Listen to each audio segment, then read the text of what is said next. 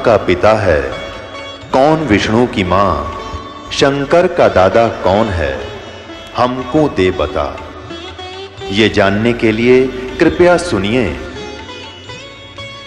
जगत गुरु तत्वदर्शी संत रामपाल जी महाराज के अमृत वचन सर्व पवित्र धर्मों के पवित्र शास्त्रों के आधार पर। इस काल और दुर्गा के ये 3 पुत्र हैं और ये अंधे ज्ञानहीन प्राणी इस काल के पुत्रों की पूजा करते हैं, ब्रह्मा विष्णु महेश की। 3 देव की जो करते हैं भक्ति, उनकी कदे ना हो वह मुक्ति। 600 वर्ष पहले भगवान बोला करते थे और आज आपके समक्ष इस दास ने कर दिया। भगवान की वह वाणी साफ दिखा दी, सब सदग्रंथों से प्रमाण करके दिखा दिया कि ब्रह्मा विष्णु महेश की भक्ति करने वाले, गीता में क्या लिखा उनके विषय आपको बहुत बार सुना है। अब जो प्रसंग चल रहा है उस पर आते हैं।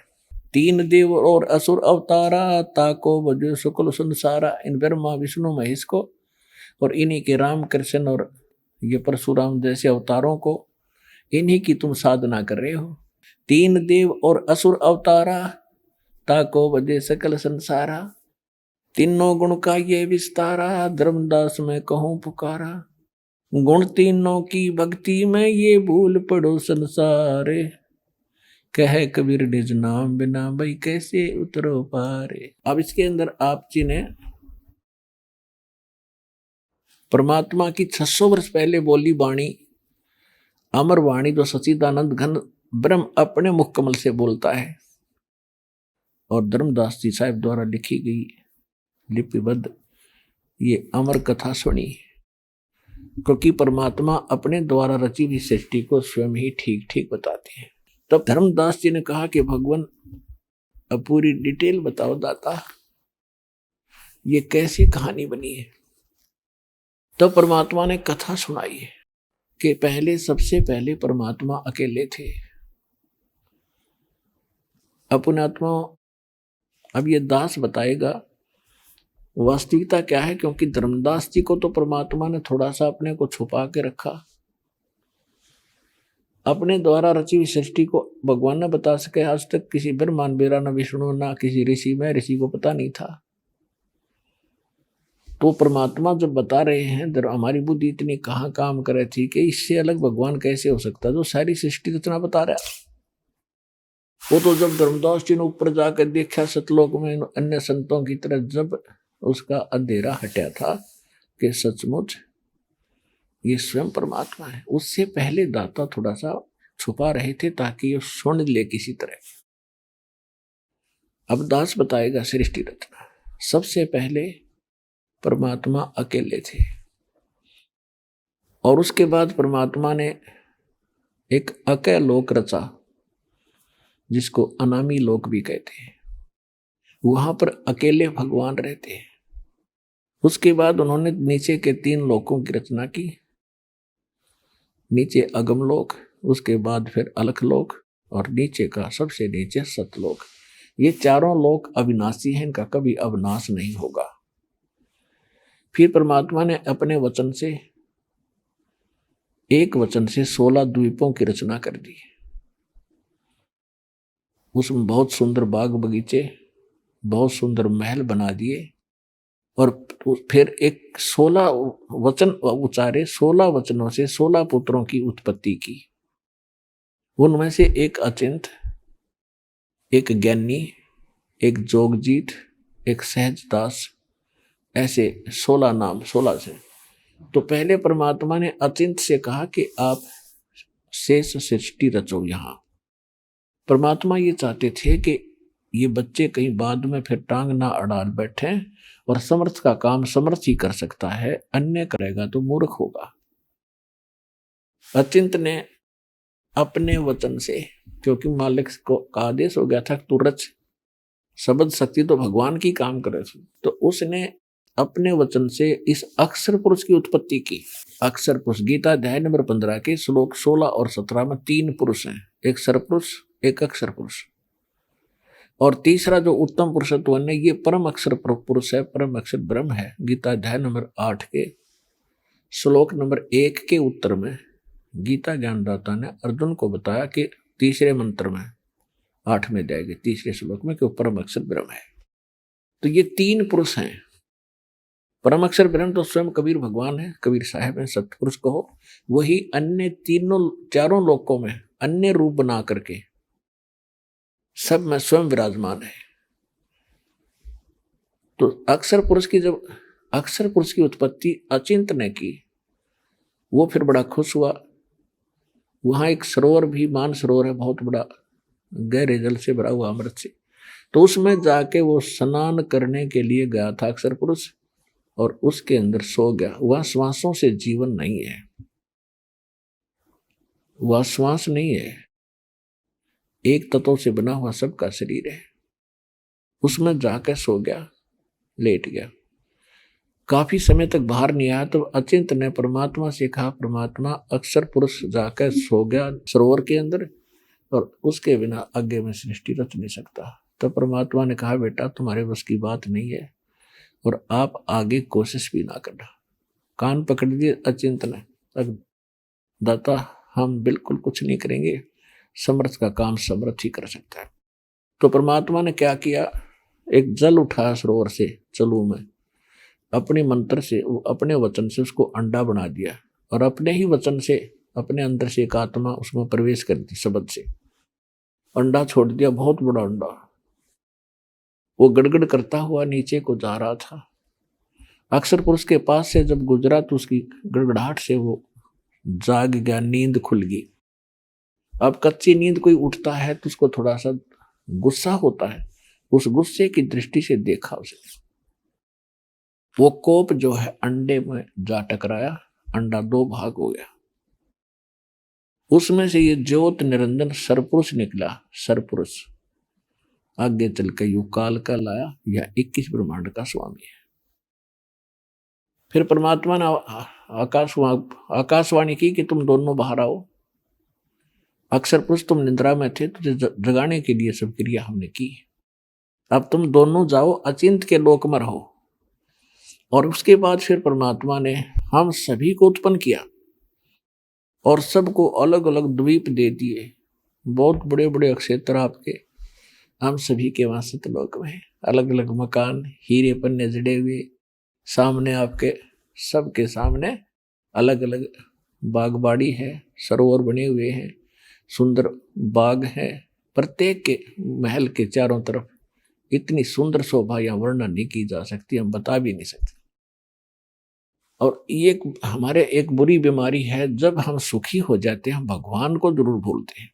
यहां देख लो, ये तो दया है परमात्मा की, आपको कष्ट आ गया, आपने भगवान की चाह पड़ेगी न। ये अच्छे तारण के सोए हैं, जिनके पास थोड़ा सा 2 पैसे हैं, कोई ठिकार है, छोटी पोस्ट है, कोई बिजनेस है, सारा दिन बकवाद करते हैं, अटपट करते हैं, क्योंकि पिछले पुण्य है उनके चल रही है और बैटरी पहले की चार्ज।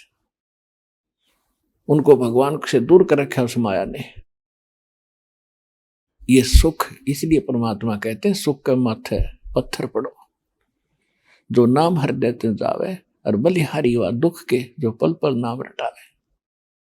तो क्या हुआ, हमारे इतने ठाठ थे वहां पर, कोई सोचे नहीं सकते। यहाँ तो कोई उसका कोई विकल्प भी नहीं बता सकते, उदाहरण भी नहीं दे सकते, इतना सुख वहां पर।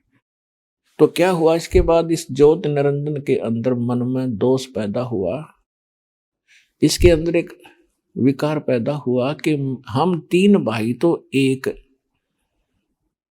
एक महल में रह रहे हैं, द्वीप समझो हमारा, तो एक हो गया 3वां का, और ये सारे सब एक में अपने परिवार सहित रह रहे हैं। तो इसने क्या सोचा कि मैं तप करूं, और तप से राज्य प्राप्त होता है। एक टांग पर खड़ा हो गया, तपस्या करने लगा। और हम क्यों मरे, इसके साथ में यहां कैसे फंस गए? हम इसकी खड़े को देखकर आसक्त हो गए, जो इसके आसपास के क्षेत्र के थे, और अंदर से इसको चाहने लगे। अपने आत्मा हम खूब देखा करते, एक स्थान पर एक बाबा जी तपे खड़ा, और दुनिया देखने जा, उसके लिए दूध के गिलास ले जा, बढ़िया रोटी दरकावे, और सारे दिन उड़ो बैठे रहे मुंह बाएं, ओ खड़ा तपस्या कर हुआ बैठे। और हम ये आसक्त हो गए उसके ऊपर, देखो इतने समय से खड़ा है तो ओए होए होए वे कमाल है। तो ये बीमारी हमारे वहां लगी थी कि जैसे यहाँ कोई हीरो और हीरोइन है, ये अपनी रोजी रोटी के लिए चटपट करते हैं, एक्टिंग करते हैं, और ये नौजवान बालक उनके ऊपर फिजूल में आसक्त हो जाते हैं। बहुत बढ़िया, मेरा फेवरेट हीरो है या मेरी फेवरेट हीरोइन है, और उनमें से कोई यहाँ आ जाना बरवाले में, ये इन युवा बच्चों ने देखा कितनी भीड़ इकट्ठी हो जा, 1 किलोमीटर दूर तक इकट्ठे न देखेंगे, वो खड़ा वो खड़ी, लेना एक ना देना दे, सारा दिन धक्के खा के वापस आ जाएंगे। बताओ क्या देगा उन्हें। तो ये बीमारी हमारे वहां लगी थी। और परमात्मा हमें बार बार कह रहे थे कि भाई बच्चों अपना मस्त रहो, इसकी क्रिया को मत देखो, ये जैसा करेगा इसको मिलेगा। लेकिन हम ऊपर से सावधान हो गए पर अंदर से कसक गई नहीं। वो तो अंतर्यामी है, वो बालक थोड़े थे, जान गए कि अब ये काम के नहीं रहे। परमात्मा कहते हैं कि जब आत्मा अपने पतिव्रता पद से गिर जाती है, यानी एक इष्ट को छोड़कर अन्य मास्ता हो जाती है, उस दिन भगवान रुष्ट हो जाता है। तो हमने वो राम रुसा दिया, राम रुष्ट हो गया, परमात्मा रुष्ट हो गया, हमारा पति नाराज हो गया, और हम अंदर से चाहे गए, ऊपर से सावधान हो गए। जब सत्युग उसने तप कर लिया, जो परमात्मा ने पूछा कबीर परमेश्वर जी ने कि भाई ज्योत निरंजन क्या चाहता है तू। इसने कहा कि पिताजी मुझे ये स्थान थोड़ा है, अलग से राज्य दे दो। तो परमात्मा ने उसको 70 युग के बदले के में 21 ब्रह्मांड दे दिए जिसमें हम रह रहे हैं। ये समझो कि कोई धनी पिता अपने पुत्र को 21 प्लाट दे देवे, ये पा के 21 प्लाट एक कोने में दे दिए लास्ट में, और बड़ा खुश हो रहा, कभी उसमें जा कभी उसमें जा कभी उसमें जा। जब सारे देख जाकर उन्होंने सोचा इसमें कुछ कंस्ट्रक्शन भी होनी चाहिए, इसने 70 युग तब फेर किया। परमात्मा ने पूछा भी क्या चाहता है बोल। इसने कहा पिताजी कुछ कंस्ट्रक्शन की सामग्री दे दो। परमात्मा ने इसको 5 तत्व और 3 गुण दे दिए, अगले बेटा खेल खिलौनों से। उसके बाद इसने सोचा भी इसमें कंस्ट्रक्शन भी कर लूंगा, तो मैं अकेला करूंगा क्या, मेरे साथ कुछ आत्मा भी होनी चाहिए। इसने फिर तपस्या शुरू की। जब इसने 64 युग तक तप किया कर लिया, तो परमात्मा ने टोक दिया कि भी जो मांगा था तेरे को दे दिया, अब तू क्यों जिद कर रहा है, क्या चाहता है। तब इसने कहा पिताजी मुझे कुछ आत्मा दे दो, मेरा अकेले का दिल न लगे। परमात्मा ने कहा भी देखो तेरे तप के बदले में राज दे सकता हूं, और प्लाट दे दूंगा, तू जो मांगना चाहता है, 2-4 प्लाट 20-30 और ले ले, तू ब्रह्मांड है, पर यह आत्मा नहीं दे सकता, ये मेरा अंश है, तो इन्हें दुखी करेगा वहां पे। इसने कहा जी मैं प्रतिज्ञा करता हूं मैं धर्म का राज करूंगा, मैं इनको सताऊंगा नहीं। परमात्मा बोले नहीं, अगर ये कोई स्वेच्छा से जाना चाहोगे तो बेशक चली जाओ, नहीं मैं नहीं भेज सकता। परमात्मा ने कहा तो पूछ ले जो जाना चाहता है, सहमति ले ले उनकी। तो ये हमारे पास आया, हम तो पहले चाहते थे, इसको देख कर चारों तरफ खड़े हो गए। इसने कहा कि मैंने पिताजी से ऐसे ऐसे 21 ब्रह्मांड प्राप्त किए हैं, आप मेरे साथ चलोगे। तो हमने ये कहा आपने जो हम यहाँ फंसे आके कि हम तैयार हैं चलने के लिए, यदि पिताजी आज्ञा देंगे तो हम चल पड़ेंगे। तो इसने परमात्मा से जाकर कहा कि पिताजी कुछ आत्माएं मेरे साथ चलने को तैयार हैं, आपकी आज्ञा चाहते हैं। परमात्मा बोले मेरे सामने स्वीकृति दिलाओ तब मैं मानूं। परमात्मा आगे हमसे कहा भी जो इस ज्योत निरंजन के साथ जाना चाहता है इनके इसके प्लाटों में ब्रह्मांडों में, तो स्वीकृति दें, हाथ खड़ा करो। अब परमात्मा ने पहले हमें कह रखा था कि इसकी बकवादों को मत देखो, हम लज्जित हो गए, नीची गर्दन कर ली, सन्नाटा छा गया। तब परमात्मा ने कहा आप तो कह रहे थे ये जाना चाहते हैं, कोई बोलता ही नहीं, झूठ बोल रहा था तो उसी समय एक आत्मा खड़ा हुआ और खड़ा होकर कहने लगे, पिताजी मैं जाना चाहता हूं। अब वो खड़ा हुआ तो फिर हमने सोची भाई तो टूट गई शर्म सी, तो हम भी खड़े हो जाओ। या हमने दोनों हाथ खड़े कर दिए, सारे ने खड़े हो गए, हम भी जाओ, जोड़ा तू देखो उड़ो तू हाथ खड़े। परमात्मा बोले ठीक है, ज्योति निरंजन तू जा अपने ब्रह्मांडों में और मैं इनको अपने हिसाब से भेजूंगा, ऐसे नहीं। तो वो चला गया। जिस आत्मा ने सबसे पहले स्वीकृति दी थी ना इस कुएं में गिरने की, उसको परमात्मा ने एक सुंदर लड़की बना दिया, युवा लड़की, जो प्रकृति दुर्गा अष्टंगी कहलाई। और हम सभी को सूक्ष्म रूप बनाकर बीज रूप में और इसके शरीर में प्रवेश कर दिया, दुर्गा के शरीर में। अपने आत्माओं अगर हम पहले ये ज्ञान सुनाते, भगवान सुनाया करते थे, किसी गले नहीं उतरी। अब आप देखोगे, अब तो साइंटिस्ट हो गए हम सारे, क्योंकि तकलीफ बीमार सब होने लग गए। इनमें एक एक ग्राम खून में और कितने जीवाणु होते, कई करोड़ कई लाख।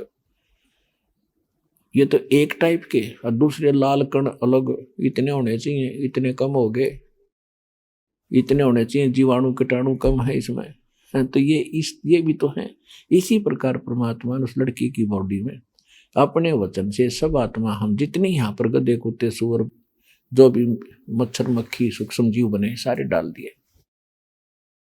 और उसे कहा बेटा मैंने तुझे वचन सब शक्ति दे दी है, इस वचन से तू जितने भी जीव वो कहेगा ज्योति निरंजन,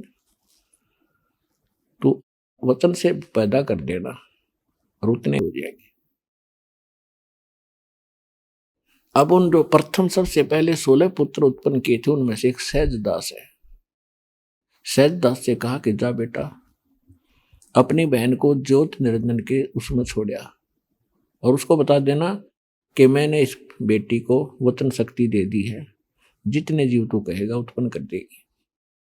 वो लेकर चला गया, सब कुछ उसको बताकर छोड़ कर लड़की को आ गया।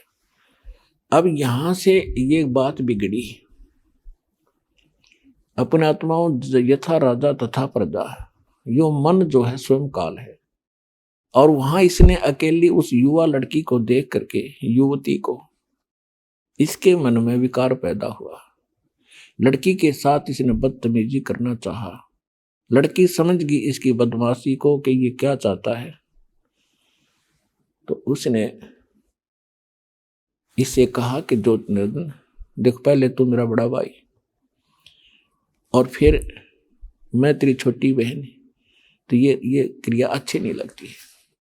तो इसने क्या किया, जबरदस्ती उस लड़की क्या, परमात्मा ने एक दया करी थी, इस कन्या का यानी दुर्गा को प्रजनन इंद्री नहीं लगाई थी। इस काल ने अपने नाखून से स्त्री इंद्री बनाई और फिर इसके साथ इसने दुष्कर्म करना चाहा, तब इसने सूक्ष्म रूप बनाया। सूक्ष्म रूप बना के इसके पेट में चली गई। वहां से आवाज लगाई, पिताजी मुझे बचाओ। परमात्मा को पता था कि दिखा देगा सारे रंग अपने जिसके ऊपर तुम आसक्त हुए थे। तो परमात्मा ने स्वयं अपने पुत्र जोगजीत का रूप धारण किया और वहां पहुंच गए उसके लोक में और कहा ज्योति निरंजन सुन ले आदेश परमपिता का, तेने जुल्म किया, इस सच्चे लोक में ऐसा तेने जुल्म किया है, तेने दोष किया है। आज से तेरे को श्राप लग गया, 1 लाख मानव शरीरधारी प्राणी तो रोज खाया करेगा उसके सूक्ष्म शरीर से निकला हुआ गंध, और 1.25 लाख उत्पन्न किया करेगा।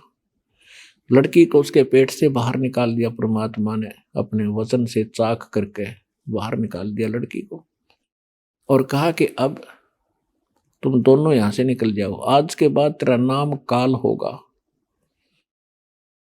और निकल जाए यहां से।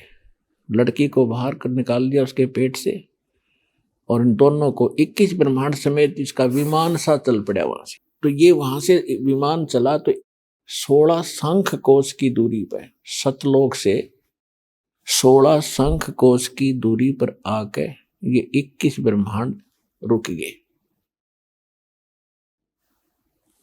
अब इसने देखा कि मुझे जो सजा मिलनी थी मिल गई, सतलोक से निकाल दिया।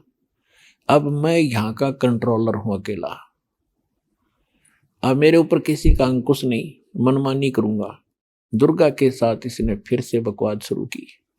लड़की ने बहुत प्रार्थना की कि देखो, पहले तू मेरा बड़ा भाई, मैं तेरी छोटी बहन, पहले आपकी उत्पत्ति हुई, उसके बाद हमारी उत्पत्ति हुई। परमात्मा ने भी अभी वाणी में आपने सुना था, पहले कीन निरंजन राई और पीछे से दुर्गा उपजाई।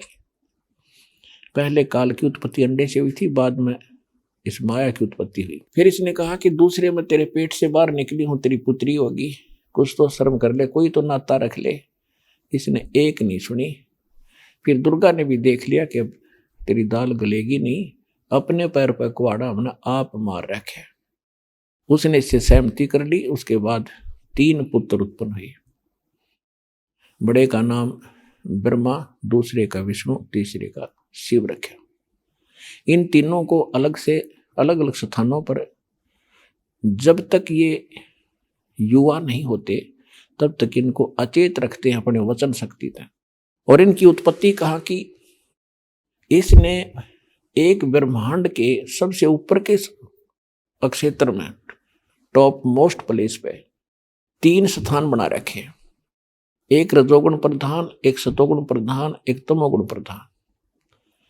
जब ये रजगुण प्रधान क्षेत्र में जाते हैं, जैसे एक मकान में 3 कमरे हों, कक्ष, एक कक्ष में अश्लील चित्र लगे हों, दूसरे में साधु संत फकीरों के, महापुरुषों के चित्र लगे, और तीसरे में सूरवीरों के, शहीदों के चित्र लगे हों। तो जिसमें अश्लील चित्र लगे हुए हों, समझो वो तो है रजोगुण प्रधान क्षेत्र। वहां जाते ही वैसी बकवाद मन में भावेंगी, ऐसी भावना हो जाएगी। तो ये क्या करता है, दुर्गा को अपना रूप बनाता है 5 मुख का, पंचमुखी, और दुर्गा को बनाता है सावित्री जैसा। और वहां जाकर ये दोनों उस क्षेत्र में उस समय तक रहते हैं, विलास करते हैं, जब तक ये गर्भ धारण नहीं कर लेती और जब तक बच्चा उत्पन्न नहीं होता। तो जब तक ये वहां रहेंगे तो उनकी वैसी वृत्ति रहेगी और वही उसी गुण का बालक पैदा होगा, तो वो रजोगुण युक्त हो जाता है। उसको हम महाब्रह्मा कहा करते थे, इस काल को जो ऐसा रूप बनाया इसने। और फिर उससे ये अपना दूसरा पुत्र ब्रह्मा उत्पन्न किया इसने। उसको अचेत कर देते थे और कोमा में परवरिश जारी रखते थे। उसके बाद ये दोनों आ जाते थे उस सतोगुण प्रधान क्षेत्र में। तो वहां जब ये दोनों रहते हैं, इनसे जो बच्चा उत्पन्न होता है वो ऑटोमेटिकली सतोगुण युक्त हो जाता है। और तीसरे क्षेत्र में जब ये जाते थे तमोगुण युक्त में, तो वहां इन दोनों के संयोग से ये ऐसा रूप बना लेता है जैसा ये दिखाई देता है, ऐसी शक्ल का बालक उत्पन्न हो जाता है। और वहां जाते जब विष्णु रूप बना लेता है, विष्णु जैसी शक्ल का वो बच्चा उत्पन्न हो जाता है। तो इस प्रकार ये तीनों को 3 गुण युक्त करके अचेत रखता है। और जब ये युवा हो जाते हैं तब तीनों को सचेत कर देता है। आपने थोड़ी सी झलक दिखा देता हूं, क्योंकि समझदार को संकेत बहुत होता है। ये तो परमात्मा का बताया स्वयं ज्ञान है, जो दास बता रहा है, भगवान ने उस धर्मदास जी को बताया था। अब थोड़ी सी झलक अपने सदग्रंथों से दिखा दी जाएगी तो आपका विश्वास दृढ़ होगा। अब जैसे आपको देवी पुराण में दिखाता हूं, इस काल में के रंग ला रखे हैं, किस तरह इन्होंने इसको भरमा रखा है इनको। और ब्रह्मा विष्णु महेश को स्वयं पता नहीं हमारा कौन जनक है, कौन हमारा पिता है। ये देखिएगा श्रीमद् देवी पुराण, श्रीमद् देवी भागवत, गीता प्रेस गोरखपुर से प्रकाशित है। सचित्र मोटा टाइप, केवल हिंदी। संपादक हनुमान प्रसाद पोदार, चमनलाल गोस्वामी। ये यहां से छपी है। एक समय जन्मेजय ने व्यास जी से पूछा। जन्मेजय कौन थे? ये पांडवों का पोता था, राजा परीक्षित का लड़का। तो व्यास जी से पूछ रहे हैं, क्या पूछा जन्मेजय जी ने? देखिएगा, ये तीसरा सकंद, ये देखिएगा तीसरा सकंद चल रहा है, दूसरा सकंद यह समाप्त हो जाता है। ये प्रश्न नंबर 112 पर, अब हम 113 पर पढ़ देंगे, तीसरा सकंद शुरू हो जाता है यहां से 113 पृष्ठ में। जन्मेजय ने पूछा, भगवान आपने अंबा यज्ञ अर्थात परम पवित्र नवरात्र व्रत करके उनके द्वारा देवी की आराधना करने की आज्ञा दी है, अतः वे कौन देवी हैं, कैसे और कब प्रकट हुई, उनके पधारने का क्या उद्देश्य है, तथा वे किन गुणों से विभूषित हैं। अंबा यज्ञ किस प्रकार होता है, उसका कैसा रूप है और क्या विधान है।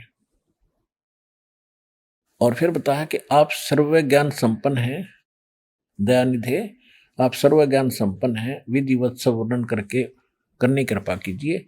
ब्रह्मन साथ ही विस्तार पूर्वक ब्रह्मांड की उत्पत्ति भी कही है, क्योंकि भूदेव ब्रह्मांड के विषय में जो कुछ कहा गया है तथा वह जैसा है जो है वे सभी बातें आप जानते हैं।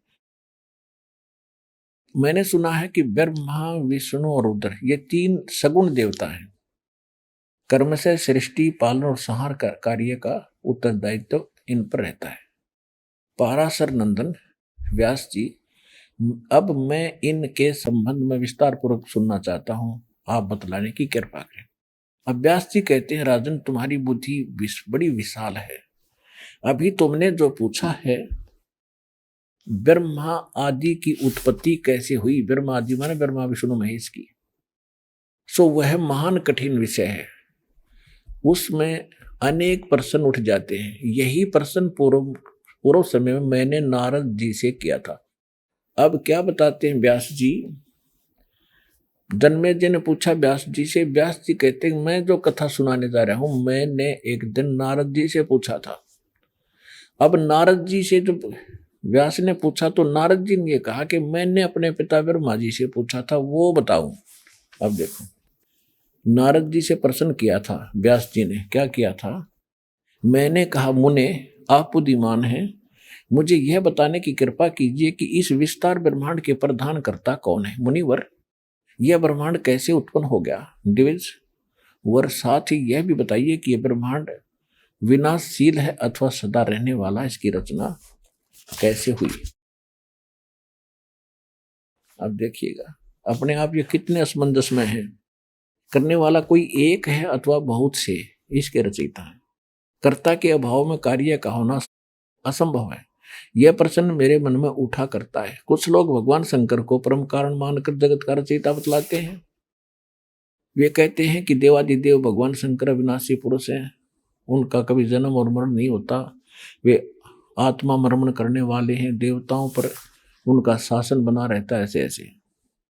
दूसरे लोग कहते हैं भगवान विष्णु की प्रशंसा किया करते हैं कि वे शक्तिशाली पुरुष हैं, अव्यक्त अखिल ऐश्वर्य के संपन्न पर ब्रह्म परमात्मा है, उनकी कृपा से भक्ति और मुक्ति दोनों सुलभ हो जाती हैं।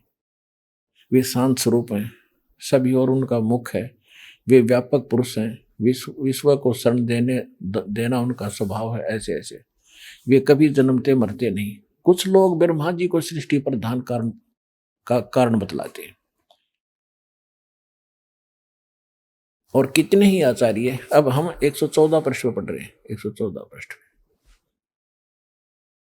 कितने ही आचार्य भवानी को संपूर्ण मनोरथ पूर्ण करने वाली बतलाते हैं। वे आदि माया है, महाशक्ति है, परम पुरुष के साथ रहकर कार्य संपन्न करने वाली प्रकृति है। ये देखना, प्रकृति दुर्गा को कहते हैं। ये गीता जी में काम आओगा जब दास कवि आपको बताएगा कि प्रकृति दुर्गा को कहते हैं। और ब्रह्म के साथ उनका अभेद संबंध है। ब्रह्म युग काल है, उसके साथ उसका अभेद संबंध है। वे सृष्टि सतिथि और संहार कार्य में संलग्न रहती हैं। संपूर्ण प्राणियों को एवं देवताओं की भी वो जननी है, उनका कभी जन्म और मरण नहीं होता। वैष्णवी, सांभवी, ब्राह्मी, वासवी, वारुणी, वराही, नरसिंही तथा अद्भुत महालक्ष्मी नाम से वह विख्यात हैं। अब हम 115 पर आगे हैं। व्यास जी ने नारद जी से प्रश्न कर रखा है, वो प्रश्न व्यास जी कर रहे हैं नारद को। कितने श्रेष्ठ मुनि कहते हैं कि जो निरंजन, निराकार, निर्लेप, निर्गुण, अरूप एवं व्यापक ब्रह्म है, उन्हीं से जगत की सृष्टि हुई है। कहीं कहीं वेद और उपनिषद में भी वे ही ब्रह्म तेजों में बतलाए गए हैं। वे प्रधान पुरुष हैं, हजारों मस्तक, हजारों कान, हजारों हाथों, मुखों और चरणों के वे संपन्न है। आकाश विष्णु जी का चरण है, ऐसे ऐसे कर रखे। और कुछ दूसरे प्राचीन रहस्य के जानकार लोग उन्हें पुरुषोत्तम कहते हैं। अब यहां बताता है, नारद जी कहता, व्यास जी प्राचीन समय की बात है, यही संदेह मेरे हृदय में उत्पन्न हो गया था। मैं अपने पिता अमित तेजस्वी ब्रह्मा जी के स्थान पर गया। उनसे इस समय जिस विषय में तुम मुझसे पूछ रहे हो, उसी विषय में मैंने पूछा। मैंने कहा, पिताजी यह संपूर्ण ब्रह्मांड कहां से उत्पन्न हुआ? विभो, आपने सम्यक प्रकार से इसकी रचना की है, अथवा विष्णु इस विश्व के रचयिता हैं, या शंकर ने इनकी सृष्टि की है? जगत प्रभु, आप विश्व के आत्मा, सच्ची बात बताने की कृपा करना। अब नारद जी को पता था कि पिताजी जब विचलित हो जाते हैं, ये गपौड़ भी बहुत मारा करें, तो यूं कहा है कि सच्ची बताइए, झूठ ना बोलियो। है देखो, सच्ची बात बताने की कृपा करें। किन देवता की पूजा करनी चाहिए, कौन देवता सबसे बड़ा है, ऐसे है निष्पाप ब्रह्मा जी, इन सब प्रकार के समाधान करके मेरे हृदय के संदेह को दूर करने की कृपा कीजिए। ब्रह्मा जी ने कहा, बेटा मैं इस प्रश्न का क्या उत्तर दूं? यह प्रश्न बड़ा जटिल है। महाभाग, तुम भगवान विष्णु से इसका समुचित समाधान पा सकते हो। फिर भी बताने लगा, महामते, इस संसार में कोई भी रागी पुरुष ऐसा नहीं है जिसे ये रहस्य विदित हो। अब ब्रह्मा जी कह रहा है कि किसी को भी सृष्टि की रचना का ज्ञान नहीं। अब देखो, विदित हो। जो त्यागी, अहंकार रहित और ऐश्वर्य ईर्ष्या शून्य है, वो इसके रहस्य को जान सकता। फिर बताने लगा ब्रह्मा जी, पूर्व काल में सर्वत्र जल ही जल था। स्थावर जंगम जितने प्राणी, इनमें कोई भी नहीं थे। तब कमल से मेरी उत्पत्ति हुई। इस समय मुझे सूर्य, चंद्रमा, वृक्ष तथा पर्वत कुछ भी दिखाई नहीं पड़े। 116 पा गया। मैं कमल की कणका पर बैठकर विचार करने लगा, इस अगाध जल में मैं कैसे उत्पन्न हो गया, कौन मेरा रक्षक है, तथा इस प्रलय काल में सृष्टि एवं संहार करने वाले कौन विशिष्ट पुरुष हैं। कहीं भी स्पष्ट रूप से भूमि भी नहीं दिखाई देती जिस पर यह जल टिका हुआ है। यह कमल कैसे उत्पन्न हो गया? अब देखो पुण्यात्माओं, ये तत्व ज्ञान समझने के लिए आपने थोड़ी सी बुद्धि से काम लेना पड़ेगा। जितना भी आज तक हमारे को ज्ञान प्राप्त है, ब्रह्मा जी ने अपने संतान को दिया, ब्राह्मणों को, ऋषियों को, मनु जी को, दक्ष आदि ऋषियों को और इन व्यास जी को। तो ब्रह्मा जी से आगे ज्ञान प्राप्त करके ही ये आगे ज्ञान बता रहे थे। और ब्रह्मा जी कहता है कि मन मुझे खुद नहीं मान लो, मैं कहां से उत्पन्न हो गया, मेरा कौन उत्पन्न करने वाला है। तो इससे सिद्ध है, तो ये ज्ञान जो आज तक हमने सुना था, ये बिल्कुल अधूरा और बिल्कुल गलत था। तो अब ब्रह्मा जी खुद कह रहा मुझे नहीं मालूम मैं कहां से उत्पन्न हो गया। तो कंप्लीट स्पिरिचुअल नॉलेज हमें नहीं था, इससे सिद्ध हो गया। आगे देखो, मैं कैसे उत्पन्न हुआ। यों विचार करके मैं जल में उतरा, 1000 वर्ष तक पृथ्वी का अन्वेषण करता रहा। इस पर भी मुझे जल का कोई और छोर नहीं मिला। इतने में आकाशवाणी हुई, तप करो तप करो। तो मैंने तपस्या आरंभ कर दी। कमल पर बैठकर ही 1000 वर्ष तक मैं तप करता रहा। फिर उसी समय सृष्टि करो, ऐसी आकाशवाणी सुनाई पड़ी। उसे सुनकर मैं बड़ा आश्चर्य पड़ गया। सोचा कि किसकी सृष्टि करूं अथवा मेरा क्या कर्तव्य है। उसी समय मधु और कैटब नाम के 2 दानव राक्षस आ गए। वो मेरे से लड़ना चाहते थे। वे उस महावरण में मुझसे युद्ध करने की इच्छा करने लगे। मैं उनसे डर के भाग के भयभीत हो उठा और तब कमल का डंठल पकड़कर जल में सपीटते उतरा। जल में उतरा तो वहां मुझे एक परम अद्भुत पुरुष के दर्शन हुए। उनका श्री विग्रह मेघ के समान श्याम था। वे पीताम्बर पहने थे, 4 भुजाएं थी, शेषनाग की सैया पर सोए थे। उन जगत प्रभु के गले में वनमाला सुशोभित थी, शंख चक्र गदा और पद्म, इन 4 आयुधों से वो अनुपम शोभा पा रही थी। ऐसे शेषशायी भगवान विष्णु के मुझे दर्शन हुआ। वे योग निद्रा के से वशीभूत होकर गाढ़ी नींद में सोए थे। उनकी सारी चेष्टाएं शांत थी। नारद जी शेषनाग के सैया पर सोए हुए उन प्रभु को देखकर मेरा मन चिंतित हो उठा। इतने में भगवती योग निद्रा याद आ गई। मैंने उनका सत्वन किया। तब वे कल्याणमयी भगवती विष्णु जी के विग्रह से निकलकर देखना, या भूतनी की तरह दुर्गा इस अन्य रूप बनाकर और विष्णु जी के शरीर में प्रवेश करके इसको बेहोश कर रही थी और फिर इसके शरीर से निकली। युद्ध सचेत हो गया। तब वो कल्याणमयी भगवती विष्णु जी के विग्रह माने शरीर से निकलकर अचिंत रूप धारण करके आकाश में विराजमान होगी। दिव्य आभूषण उनकी छवि बढ़ा रहे थे। जब योग निद्रा भगवान विष्णु के शरीर से अलग होकर आकाश में विराजने लगी, तब तुरंत ही श्री हरि उठ बैठे। अब अंडरस्टूड हो गया। इन सब को अचेत करके और बेहोश करके रखा हुआ था जब तक ये जवान हुए। ब्रह्मा जी को कमल के फूल पे विष्णु जी आप सोया पड़ा, बेहोश पड़ा, इसकी नाभि से कमल निकल गया। ये सारा खेल काल का था। इन्हें खुद नहीं मालूम कि हो रहा तुम्हारे साथ। यू सांग शंकर भगवान को कैलाश पर्वत पर बेहोश कर रखा था फूलों के ऊपर, तो वहां से इनको जगाया और फिर तीनों इकट्ठे कर दिए। अब देखना, भगवान विष्णु के शरीर से अलग होकर आकाश में विराजने लगे। तब तुरंत श्री हरि उठ बैठे, यानी जाग गए, सचेत हो गए वो। उन्होंने मधु और कैटब के साथ 5000 वर्षों तक घमासान लड़ाई की। तब वे दैत्य मरे। पहले देवी के कटाक्ष से मधु और कैटब मोहित हो गए। इसके बाद भगवान विष्णु ने गोद में लेकर उन्हें वहीं प्राणों से रहित कर दिया। अब वहां मैं और भगवान विष्णु 2 थे। वही रुद्र भी प्रकट हो गए। अब तीसरा विला खड़ा करा इन जादूगरों ने। हम तीनों को भगवती अध्याशक्ति के दर्शन हुए, दुर्गा के। उन्हें देखकर मन मुग्ध हो गया।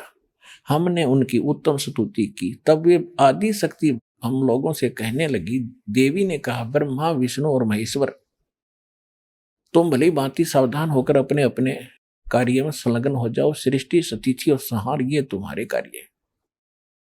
ब्रह्मा जी कहते हैं, भगवती अध्याशक्ति की ये वाणी बड़ी मधुर थी, सुंदर एवं सुखप्रद थी। हमने वह स्पष्ट सुनी। हम लोगों ने उनसे कहा, माता, हम किस प्रकार प्रजाओं का सृजन आदि कार्य करने में सफल हों। विस्तृत भूमि का अभाव है, सभी स्थान जलमग्न है। हमारी बात सुनकर कल्याण स्वरूपणी भगवती का मुखमंडल मुस्कान से भर गया। हंसी फिर वो। इतने में एक सुंदर विमान आकाश से उतराया। ये सारा खेल काल का जाल है। इसने दुर्गा से कहा था कि तू मेरा भेद मत देना, न तेरी खैर नहीं है। अरे यह अपने आप पैर को कुआड़ा मार के आई हुई है। इसके हम भी अपने पैर पर कुआड़ा मार के आए, तो यह उससे डरती है, उसका भेद नहीं देती। अपने बच्चों को भी इसने आज तक नहीं बता रखा है, तो भगवान आकर दया करिए, इनकी पोल खोली सारी। अब इस क्या किया काल ने, जब दुर्गा ने ये कहा था कि आप मेरे से अलग रहना चाहते हो और अब भी ये कंट्रोलर बना रहे हो, तो मैं कैसे संभालूंगी एक औरत इन इतने बड़े ब्रह्मांडों को। इसने कहा था कि तू तो निमत होगी, तू करती रहिए, मैं गुप्त रूप से सारे काम करूंगा। तो इस काल ने ऊपर से विमान भेज दिया इनको बैठा के, इनकी फड़क निकाल दे, पहले इनका भ्रम मिटा दे, कदे बाद में अपने आप को परमात्मा मान बैठे बात बिगाड़ दे। तो इनका भ्रम निवारण करने के लिए विमान में बैठा के और ऊपर ले गया, ऊपर भेज दिया विमान। अपने आप जा रहा है। कहाँ गया? ब्रह्मलोक के उस स्थान पर गया जहां पर ये काल और दुर्गा 3 अलग अलग स्थानों पर रहते हैं, सतगुण प्रधान, तमोगुण प्रधान, रजोगुण प्रधान। तो उधर से इनको विमान से भेज दिया, दुर्गा को वहां बुला लिया। तो ये पहले गए रजोगुण प्रधान क्षेत्र में जहां यो अन्य रूप धारण करके ये ब्रह्मा के रूप में बैठा है, तो उसको महाब्रह्मा कहा करते, यू काल है वो महाब्रह्मा। उसके बाद गए ये शंकर जी के महाशंकर रूप में जहां बैठा है दूसरे वहां। उसके बाद फिर ये गए जहां ये विष्णु रूप में बैठा है। ये देखिएगा एक ब्रह्मांड का चित्र दिखाते हैं, आपको आसानी से समझ में आ जाएगा। ये एक ब्रह्मांड का लघु चित्र समझो, एक ब्रह्मांड का। इसमें क्या है, नीचे देखिएगा, ये नीचे के 7 लोक हैं। ये पाताल लोक है, रसातल, सुतल, अतल, महातल, ये तलातल और वितल। ये पृथ्वी है, ये शिव जी का लोक, ये ब्रह्मा का लोक, ये विष्णु का लोक, ये बाद में इनको दिया गया है। और ये सारा ब्रह्मलोक है, ये ब्रह्मलोक है इतना।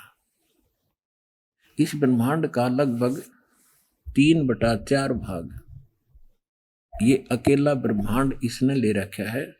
ये इतना क्षेत्र, ये ब्रह्मलोक है। इसमें ये स्थान है, यहाँ पर ये दुर्गा का लोक अलग है और इसका सीधा रास्ता बाईपास इसके क्षेत्र में आने का यहाँ से है। और बाकी ये ब्रह्मलोक में जो गए हुए हैं, ये महाइंद्र का द्वीप, महास्वर्ग जिसको कहते हैं।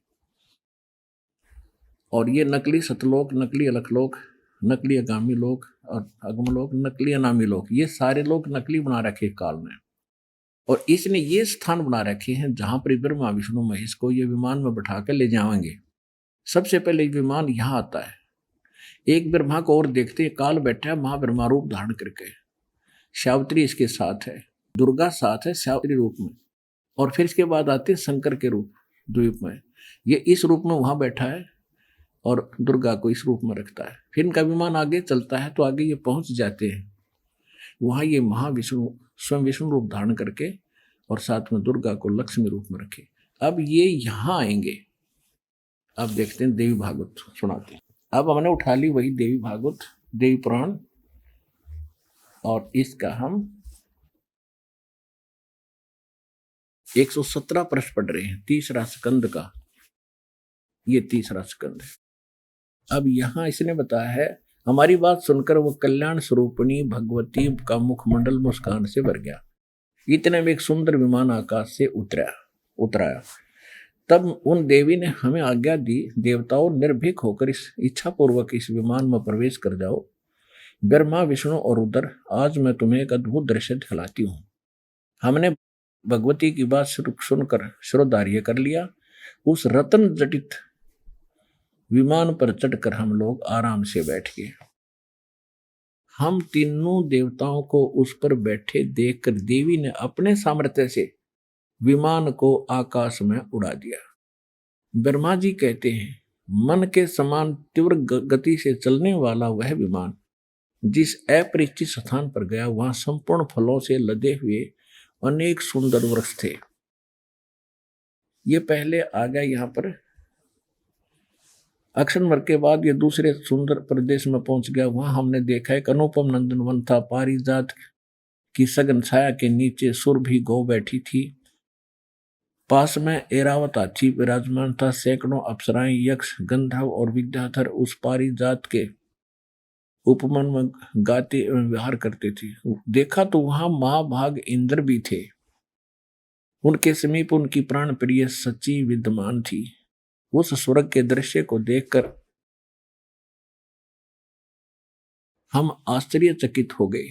118 पृष्ठ में अब आपने देखा कि वहां जो दास ने ब्रह्मलोक दिखाया आपको, उसमें महा इंद्र का एक द्वीप है, फिर ऊपर नकली अलकलोक सतलोक वो न्यारे बना रखे।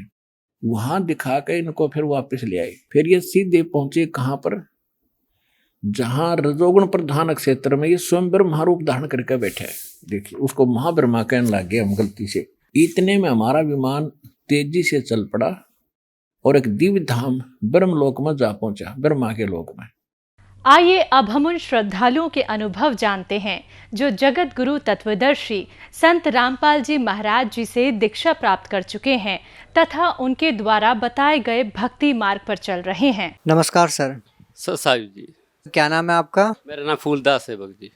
कहाँ से आए हो? मैं तहसील जरा जिला फिरोजपुर से आया हूँ। सर, संत रामपाल जी महाराज से नाम दीक्षा लेने से पहले आप क्या भक्ति साधना करते थे? शिव को मानता था और अन्य साधना करता था, जैसे देवी देवताओं को पूजना, पत्थरों को पूजना, और उसके साथ सोमवार का व्रत करता था, मंगलवार मंदिर में जाता था, और वीरवार को पीरों की दरगाह पे जाता था, और जैसे रीति रिवाज है हमारे हिंदू धर्म में वैसे करता था मैं। सर, फिर आप संत रामपाल जी महाराज जी की शरण में कैसे आए? हम संत रामपाल जी महाराज की शरण में एक दिन टेलीविजन देख रहे थे, तो ये सत्संग चल रहा था, तो जब देखा कि कोई पता नहीं था पहले संत रामपाल जी महाराज के बारे में, तो 1 या 2 मिनट की सत्संग सुनी थी और टेलीविजन का चैनल बदल दिया। उसके बाद कई महीने बीत जाने के बाद एक दिन मन में आया कि एक आदमी जो पहले पता नहीं था संत रामपाल जी महाराज के बारे में, तो ऐसे लगा जैसे कोई आदमी सत्संग कर रहा है बहुत ज़बरदस्त है, भी कुछ ना कुछ तो है सत्संग में। तो हमने एक दिन, मेरी भगवती और मैंने कहा कि आज सत्संग देखेंगे। तो जब हम सत्संग देखने के लिए कह रहे तो बच्चा रोले पाने लगे कि नहीं हम शिवाजी राज्य चलते थे, उस समय शिवाजी राज्य देखेंगे। तो मैंने कहा कि नहीं, आज तो सत्संग ही सुनेंगे। जब सत्संग देखी तो बंदी छोड़ सतगुरु रामपाल जी महाराज जी ने गीता दिखाई तो गीता में प्रमाण दिखाए कि 3 लोग की जो करते भक्ति उनकी कभी ना होवे मुक्ति, यह शिव विष्णु और ये ब्रह्मा जी है, अजर अमर नहीं है। तो एकदम मेरे को धक्का सा लगा, क्योंकि मैं शिव को मानता था, सोमवार के व्रत भी करता था, मंदिर भी जाता था, मंगलवार को भी जाता प्रसाद चढ़ाता था। मैंने कहा ये क्या कह रहे हैं, ये कैसे हो सकता है कि ये अजर अमर नहीं है, ये तो अजर अमर है। तो मेरे को बहुत मन में आया भी ये तो गलत कह रहे हैं। तो मैंने कई दिन देखता रहा, साधना चैनल सत्संग रोज डेली देखता था। मैंने कहा भी ये क्या कर रहे हैं, पता लगा बाद में मैंने देखा कि ये तो बिल्कुल सत्य कह रहे हैं, ये बिल्कुल गलत नहीं कह रहे, ये तो वाकई सही है। उसके बाद गुरु ग्रंथ साहब देखा, गुरु ग्रंथ साहब में नानक देव जी की जीवनी देखी, उन्होंने अपने जीवनी में प्रमाण भी दिया, 2 अक्षर का जाप भी लिखा है। पुराण संगली में देखा मैंने, 35 अक्षरी में देखा, क्योंकि आजकल जो पढ़ाई का युग है, हर इंसान पढ़ा लिखा है, भले और बुरे को पहचान सकता है कि ये क्या है, ये क्या है। एक दिन दिमाग खुला ऐसे जैसे मतलब कोई सत्य भक्ति बता रहे हैं, ये तो भाई मैं और ही कुछ कर रहा हूँ। तो मेरे मन में जागा कि मैं सतलोक बरवाड़ा आश्रम में जाऊँ और नाम लूँ। सर, हिंदुस्तान में हजारों धर्मगुरु हैं, आपने केवल संत रामपाल जी महाराज से ही नाम दीक्षा क्यों ली? क्योंकि उनके पास सत्य भक्ति है जी, वो ग्रंथों के जो वेदों में लिखा है उसके मुताबिक ही मतलब भक्ति देते हैं। ये अन्य गुरु कहते हैं कि नहीं जी, ये ब्रह्मा विष्णु महेश ही मतलब पूर्ण परमात्मा है, जब के इनका लिखा है ग्रंथों में इनका जन्म और मृत्यु भी होती है। सर, जबकि दूसरी तरफ अन्य संतों का कहना है कि संत रामपाल जी महाराज उनके बारे में निंदा करते रहते हैं, उनके ऊपर टीका टिप्पणी करते रहते हैं। सर, आप क्या कहना चाहेंगे? नहीं जी, ये बिल्कुल गलत कह रहे हैं। वो किसी की टिप्पणी नहीं करते, किसी को गलत नहीं बताते, वो तो जो ग्रंथों में लिखा है उसके मुताबिक ही ज्ञान बता रहे हैं। जेकर गलत कहते हैं तो आओ ज्ञान चर्चा के लिए, क्यों नहीं आते? वो बताइए भी क्या गलत किया है उन्होंने। गीता में क्या लिखा है वो बता दो, ग्रंथ साहब में क्या लिखा है वो बता दो, कुरान में लिखा है क्या बता दो। अन्य धर्मगुरु है, जिस भी धर्म को मानते वो सामने आए, अगर ज्ञान चर्चा कहे अभी ये गलत बोल रहे हैं। सर, हमने सुना है कि संत रामपाल जी महाराज जी अपने श्रद्धालुओं को कुछ नियम आदि बताते हैं, जिनमें से मुख्य है कि नशा नहीं करना, मांस नहीं खाना, रिश्वत लेना है न देनी है, ना दहेज लेना है ना दहेज देना है। सर, ये जो नियम बताते हैं संत रामपाल जी महाराज जी, इससे उनकी समाज सुधार में क्या भूमिका है? बहुत बड़ी भूमिका है जी, उनकी समाज सुधार में बहुत बड़ी भूमिका है। देखो, नशे करने वाले का सारा परिवार नष्ट हो जाता है। दहेज लेने वाले देखो कितना बड़ा जुल्म कर रहे हैं, जब कि बेटी बेटा का रिश्ता तो परमात्मा ने पहले बना रखा है, ये तो गलत कर रहे हैं। एक बेटी गरीब घर से आती है, उसके पास कुछ भी देने को नहीं होता, दूसरी बेटी अमीर घर से आती है, उसका मरण हो जाता है दूसरी बेटी का। ये तो बिल्कुल गलत कर रहे हैं जी दाज दहेज का। ये तो बंदी छोड़ सतगुरु रामपाल जी महाराज तो बिल्कुल ही सही कर रहे हैं समाज के साथ। ये लोग जो है ये गलत कर रहे हैं। सर, फिर उनके साथ ही विवाद क्यों होते हैं? क्योंकि वह ग्रंथों के मुताबिक देते हैं जी भक्ति, और ये नशा चढ़ाते हैं। क्योंकि आज देखो कोई भी मतलब देख लो, नशे वाले टैक्स लेते हैं, ये गलत काम करते हैं, दारू पीने को बोलते हैं नहीं पीना है। तो इनका जो व्यापारी हैं, इनकी कैसे रोजी रोटी चलेगी? इनका तो धंधा बंद हो रहा है। अगर नशे की पुड़ियाँ बिकेगी तभी इनको लाभ होगा। देखो मेरे को एक दिन रात जब मैंने नाम लिया उसके साल बाद मेरी मृत्यु होनी थी, और जम के दूत रात सपने में आए आकर, जैसे परमात्मा बताते हैं बंदी छोड़ सतगुरु रामपाल जी महाराज के एक अपना अंदर सूक्ष्म शरीर और है, उन्होंने क्या किया, सूक्ष्म शरीर से आकर मेरा यहाँ से गला दबाना शुरू कर दिया। और मेरे साथ मेरे परिवार, भगवती सोई हुई थी, बच्चे सोए हुए थे, सारा परिवार सोया था, और मैं जोर जोर से चीखने लग रहा था और हाथ पैर मार रहा था, लेकिन कोई भी नहीं उठा मेरे बचाव के लिए। जबकि मैं उनके लिए रात दिन भागता हूँ, काम करता हूँ, कमाई करता हूँ, लेकिन वो मेरे काम नहीं आए। जम के दूतों ने यूँ मेरे को पकड़ा तो मैं चीख रहा हूँ, और बंदी छोड़ सतगुरु रामपाल जी महाराज मेरे पास आकर बैठ गए, बोलने लगे, बेटा सतनाम का जाप कर, ये तेरे को लेने के लिए आए हैं। तो मैंने जैसे सतनाम का जाप किया और जम के दूत एकदम से दूर जाकर गिरे, और मैंने फिर छोड़ा और फिर पकड़ लिया, फिर मैंने नाम लिया, सतनाम का जाप किया 2 अक्षर का, तो फिर वो गिर गए। 3 बार मैंने नाम छोड़ा और 3 बार जम के दूतों ने पकड़ा। बाद में परमात्मा बोले कि बंदी छोड़ सतगुरु रामपाल जी महाराज के, बेटा नाम मत छोड़, तेरे को लेने के लिए आए हैं, ये लेकर जाएंगे, तू जाप करता रहे। तो मैंने सतनाम का जाप वैसे ही किया तो जम के दूत दूर गिरे, और मैं 10 मिनट तक नाम जपता रहा। काल के दूत काले कपड़ों में थे, वो सामने खड़े रहे, और बाद में वो आपस में बात करने लगे कि ये नाम नहीं छोड़ेगा, चलो। और बाद में वो एकदम से नज़रों से गैप हो गए, और जैसे मैं उठा तो मैं सारा पसीनों से भीज रहा था। तो मैंने एकदम से उठकर अपने परिवार वालों को उठाया कि मेरे को कोई ले जाने के लिए आ रहा था। अगर मैं बंदी छोड़ सतगुरु रामपाल जी की शरण में आज नहीं होता उस टाइम, तो घर वालों ने सुबह उठ के ये कहना था, इसको रात टैग हो गया, सही सोया था, रात को टैग हो गया। सर, संत रामपाल जी महाराज से नाम दीक्षा लेने के बाद आपको और क्या लाभ मिले? लाभ जो गिनाने शुरू कर दें तो लाभ तो बहुत हुए भगत जी। हमारा एक बंदी छोड़ सतगुरु रामपाल जी महाराज जी से नामदान लेने के बाद मेरा एक बच्चा है, अभी वो जवाहर नवोदय हॉस्टल में पढ़ता है, आज वो 9th में हो गया। जब मैंने नाम लेकर घर आया 2 दिन बाद में पता चला कि सेंट्रल गवर्नमेंट का स्कूल है जवाहर नवोदय हॉस्टल, उसमें उसकी सिलेक्शन हो गई। और उसके बाद दूसरा लाभ ये हुआ कि मेरा भतीजा था राजस्थान में, सीकर जिला, गाँव मूंडवाड़ा में मेरा बड़ा भाई रहता है, और वो 12-13 साल की उम्र से मेरा जो भतीजा है वो घर से निकल गया था। निकलने के बाद वो पता चला, हमारे को 7 साल बाद में पता चला कि वो अमृतसर जेल के अंदर 302 के मुकदमे में फंसाया गया है। तो मैंने बंदी छोड़ सतगुरु रामपाल जी महाराज से प्रार्थना लगाई कि परमात्मा, वो तो काल ने पकड़ लिया और आपका नाम है बंदी छोड़, बंदी छोड़ सतगुरु रामपाल जी की काल के बंधनों से परमात्मा आप छुड़ाते हैं। तो मालिक वो तो काल कोठरी में बंदे, हम कुछ नहीं कर सकते, परमात्मा आप ही उसे ला सकते हो, आप ही पूर्ण परमात्मा है और आप ही उसे ला सकते हो। तो मालिक से प्रार्थना लगाई तो परमात्मा ने बोला कि परमात्मा करेंगे, खुद परमात्मा है और कह रहे हैं खुद परमात्मा करेंगे, मालिक आप खुद परमात्मा। तो जैसे ही उसका केस चला, साल एक केस चलता रहा, पर केस में कोई भी गवाही नहीं हुई जब तक हम वहाँ पर नहीं पहुँचे। जब हम वहाँ पर पहुँचे तो विटनेस आने शुरू हो गए, और 1 साल 1.5 साल केस चलता रहा। परमात्मा से प्रार्थना लगाते, मालिक उसे आप ही ला सकते हो, हमारी हैसियत नहीं है कि वो घर पर आए बच्चा। तो उसके बाद 1.5 साल बाद परमात्मा ने रजा करी, और 302 के मुकदमे में मालिक ने बाइज्जत बरी करवा कर घर लेकर आए उसे। वो बंदी छोड़ सतगुरु रामपाल जी महाराज की दया से बरी हो गया जी। और हमारे घर के मार, और मैं बताता हूँ, हमारे घर के अंदर मेरी भगवती की दवाई, मेरे बच्चों की दवाई घर से जाती नहीं थी, लेकिन जब से हमने नाम लिया 3 साल हो गए, किसी गोली का या दवाई का किसी तरह का कोई दिक्कत ही नहीं आती कि गोली लें। पीछे से मेरे बेटे को, जैसे इंग्लिश में बोलते हैं टाइफाइड हो गया, और पंजाबी में बोलते हैं माता निकल गई, और उसके बहुत निके निके दाग से हो गए। कोई बोलते इसे वहाँ पर ले जाओ, इसे वहाँ पर ले जाओ, तो बेटा कहने लगा, नहीं पापा जी मेरे को कहीं मत ले जाओ, मेरे को सुमरनी दे दो और मैं सतनाम का जाप करूँगा। आज वो बिल्कुल ही सही है, माल की दया से। आज वो मेरे आता है यहाँ पर साथ इंटरव्यू देने के लिए, लेकिन उस स्कूल वाले जवाहर नवोदय हॉस्टल वाले उसे पठानकोट लेकर गए हैं कैंप के अंदर। सर, संत रामपाल जी महाराज से नाम दीक्षा लेने के बाद आपको मालूम हुआ कि वो एक संत ही नहीं परमात्मा है। सर, लेकिन एक आम आदमी कैसे पहचान पाएगा कि कौन पूर्ण संत है और कौन परमात्मा है? सतगुरु के लक्षण कहूँ 4 विंगम भी, 4 वेद 6 शास्त्र 18 बोध, जिसको इनका ज्ञान हो, गीता का, कुरान शरीफ का, बाइबल का, गुरु ग्रंथ साहब का, वही सतगुरु हो सकते हैं। जो ग्रंथों के मुताबिक भक्ति दें उसे ही सतगुरु कह सकते हैं। जैसे नानक देव जी बोलते हैं, 2 अक्षर का भेद बताए, वही पूर्ण गुरु कहावे।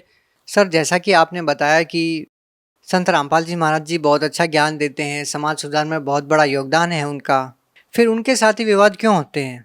क्योंकि देखो, जो पूर्ण संत हो उसके साथ विवाद तो ये नकली करते ही हैं। क्योंकि जब परमात्मा कबीर साहब जी आए थे तो उनके साथ कितना विवाद हुआ था, उनके साथ बहुत विवाद किया, उनको हथकड़ी लगा के खूनी हाथी के आगे डाल दिया, उनको दरिया में फेंक दिया, पत्थर मारे, गोले चलाए। उसी तरह ही संत रामपाल जी महाराज से ये विवाद कर रहे हैं। क्योंकि संत रामपाल जी महाराज एक तो वेदों के अनुसार ज्ञान देते हैं, दूसरा वो नशा छुड़ाते हैं। क्योंकि इनका जो धंधा है नकलियों का वो बंद हो रहा है, इसीलिए ये उनके ऊपर विवाद करते हैं। और यही सही संत की पहचान है, विवाद ही सही संत की पहचान है। क्योंकि उन्होंने पता नहीं कितनी शादियां करा दी बिना दहेज से, बिना लालच से। क्योंकि बेटी और बेटा का रिश्ता परमात्मा ने कर चुका है। ये नकली कहते हैं कि दाज दो दहेज दो, नहीं, ये बिल्कुल गलत है जी। सर, भगत समाज को क्या संदेश देना चाहते हैं? मैं तो प्रार्थना कर सकता हूँ जी भगत समाज से भी, आजकल पढ़े लिखे हैं सभी। आप देखो, सत्संग सुनो, चैनल पर सत्संग आता है, आप वेद देखो, और वेद देखो, वेद हर एक घर के अंदर वेद मिल जाता है। जैसे हिंदुओं के अंदर गीता है, कुरान शरीफ है, बाइबल है, हर धर्म के अंदर कोई ना कोई ग्रंथ होता है। वो देखो और मेज करो भी सही क्या है, जो सही मार्ग है वो अपनाओ, गलत मार्ग बिल्कुल ही मत अपनाओ। आप अगर गलत मार्ग अपनाओगे तो 84 लाख जूनों में जाओगे आप। जो सत्य ज्ञान आप देखो और पूर्ण मोक्ष कराओ। सर, जो श्रद्धालु संत रामपाल जी महाराज के ज्ञान से प्रेरित होकर उनसे नाम दीक्षा लेना चाहते हैं तो उनसे नाम दीक्षा कैसे ले सकते हैं? देखो, परमात्मा ने, बंदिश और सतगुरु रामपाल जी महाराज ने हर जिले के अंदर नाम सतल खोल दिए हैं। वहाँ से आप कोऑर्डिनेटर से संपर्क कर सकते हैं। टेलीविज़न के ऊपर एक पट्टी आती है, उसमें फ़ोन नंबर दिए हुए हैं, उन फ़ोन नंबरों पर आप फ़ोन कीजिए। और जगह जगह पर परमात्मा ने नाम सतल खोल दिए हैं, आप कहीं से भी नाम ले सकते हैं। सर, आपको और क्या लाभ हुए? देखो जी, मेरे को लाभ तो बहुत हुए हैं। मेरी ज़िंदगी दुखों से, जब मैं 3.5 साल का था, जब मेरे पिताजी की डेथ हो गई किसी, उससे लेकर आज दिन तक दुखों में, जब नाम नहीं लिया था उससे पहले दुख ही दुख थे। और बंदिश और सतगुरु रामपाल जी महाराज की शरण में आने के बाद परमात्मा ने इतना सुख दे दिया कि मालिक, मैं कह ही नहीं सकता, बता ही नहीं सकता भी, इतना सुख, इतना सुख। अगर मैं एक बात भी झूठ बोलूं, तहसील जीरा, जिला फिरोजपुर, मेरा फ़ोन नंबर भी ले सकते हो। बिल्कुल आज जाकर देखो मेरा परिवार कितना सुखी है, मालिक की रजा हुई। बच्चा हॉस्टल में गया चला, एक मालिक का बच्चा और है, परिवार के 4 सदस्य हैं, चारों ने नाम लिया है। बंदिश और सतगुरु रामपाल जी महाराज की दया से बहुत अच्छा परिवार है और बहुत अच्छी कार कमाई भी अच्छी है मालिक की दया से। मेरी पत्नी बहुत बीमार रहती थी, उसकी दवाई चलती रहती थी, कभी जाड़ में दर्द, कितने पेट में दर्द, बहुत ज़्यादा, मतलब दवाइयों का इतना कहर टूटा हुआ था बीमारी का, बहुत ज़्यादा।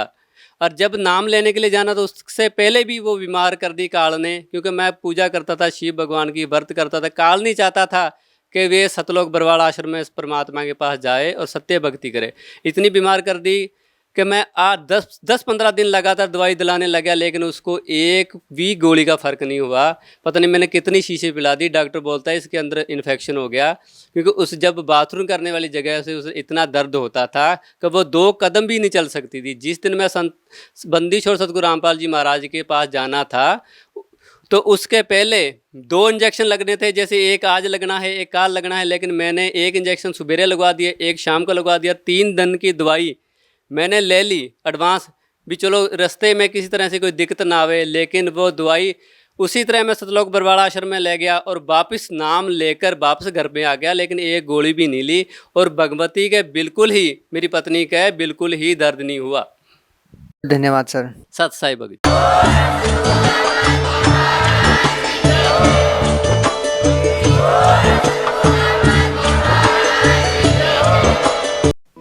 आप सुन रहे थे जगत गुरु तत्वदर्शी संत रामपाल जी महाराज के मंगल प्रवचन। अधिक जानकारी के लिए संपर्क करें।